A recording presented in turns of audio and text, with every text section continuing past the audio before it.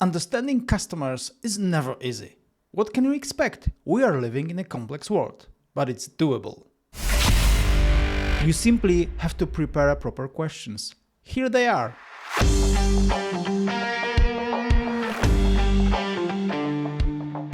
You can find tons of questions, lists, business analysis standards and handbooks over the internet. And you should follow it. They are good.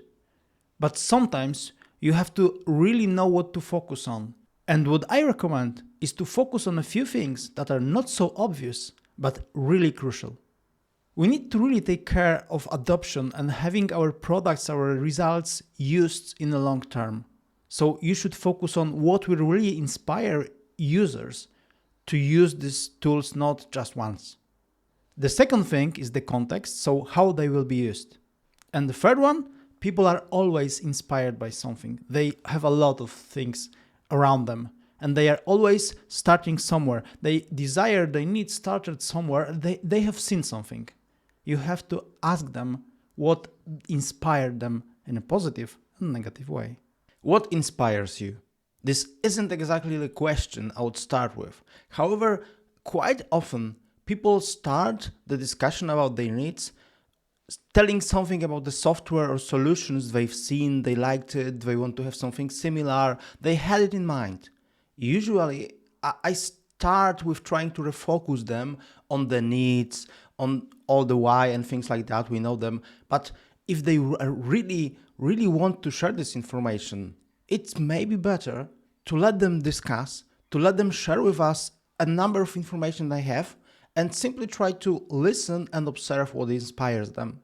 I would go with 3 elements in that discussion. The first one, the general one, you can always start with a question: can you describe a solution that was particularly effective, that you've seen really inspiring and something that you desire? Then you should definitely go deeper, asking what exactly did you like in this solution?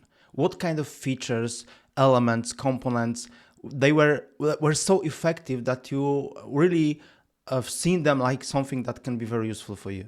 And the third one is asking about the situation, how this solution was used.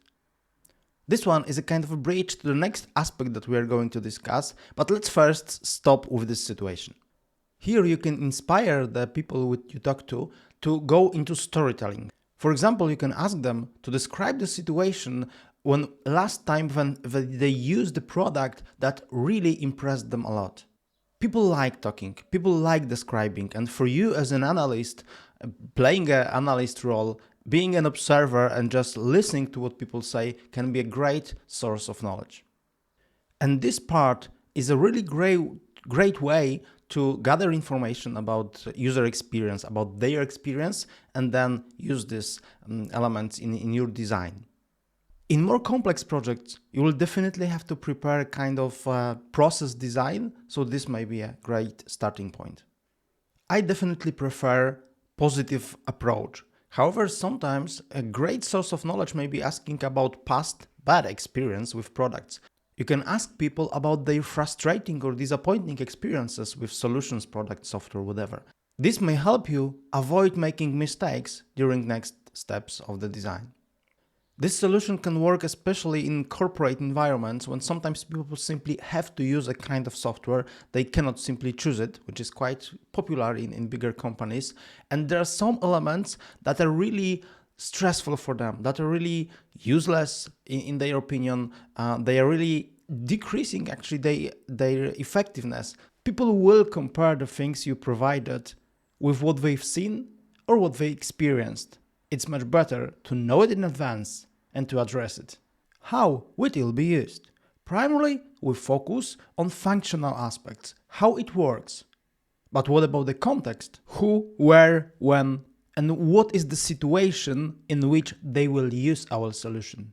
Who? There are usually some kind of primary users, but then in the long term, some others can also use the software as not maybe early adopters, but followers. You can also think about those who will have an influence on the decisions of our users in company environment, that can be leaders or colleagues. In family setting, of course, the kids and for example, kids and parents may have a different approach. Where and when? Most often remember about the differences between mobile use and desktop when it's about the software. But what about if they are going to use it inside, outside? Are they going to be at the office or they will maybe use our solution at the sunny beach? It matters. And the mood. Are they going to be relaxed and working on creative stuff? Or they will be stressed because they are doing something in a very hurry, maybe running, maybe doing some sports, but maybe they will use it in critical situations in their companies. A nice open question which you can ask to the customer, and surprisingly often people like such questions and they start answering, is imagine a typical day of the user of this product. How this day goes? This may result in describing fully the user persona, but especially in more complex environments, corporate environments, this information may be very important for you to design the whole process and to draw the whole process. What will convince users to use this solution in the long run? People use software or other products because of multiple reasons. One of them may be obligation, either company obligation or legal obligation. You may simply have to use something.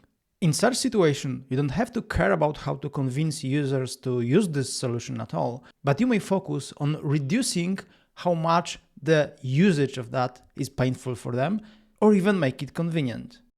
The second option is practical, one of the best options. People may use something because it's much better, faster, more efficient, or simply more convenient comparing to other solutions. And the third option is by recommendations. Word of mouth can really inspire people to use a lot of solutions. Sometimes they are useful for them anyway, sometimes they are just for fun, just because people start using multiple things, just because their friends or colleagues or people at work use it. The best option is to know all of these three aspects and mix them. It is extremely important to have in mind this adoption, this long-run use from the very beginning of your project. Knowing multiple reasons why people use the software can let you combine them and create something really durable, providing value in the long run. Have a look at these examples of questions you may use.